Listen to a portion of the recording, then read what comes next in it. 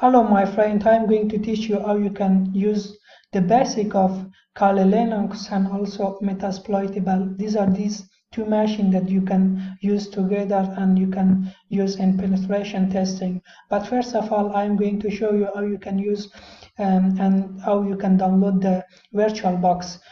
And I have already been in VirtualBox website, and you can download free. You can download your Windows host or what different operating system you use, or Mac operating system. And after I'm using the Windows, and I have already downloaded this and I have already installed it. And after you have installed it, you can go to the official kalilinux downloads, and you can download the kalilinux different bit of kalilinux for your computer. If you're using 32-bit, you can download the 32-bit, and if you use the 64-bit, you can download and install the 64-bit.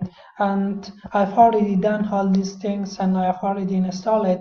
And if I go to the VirtualBox, wait a moment, you see that I have kalilinux 2019.2, and also I have metasploitable. And in this machine, if I do everything, all the things will be happening here, and I do not harm my own computer, my own real operating system. It is just a virtual operating system.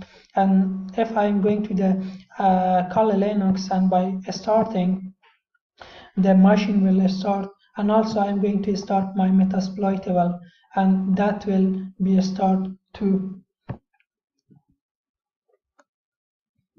And it will take a little time. Yes, now my kalilinux is starting, and you see that, and I should wait a moment. And also my metasploitable will start. Yes, here.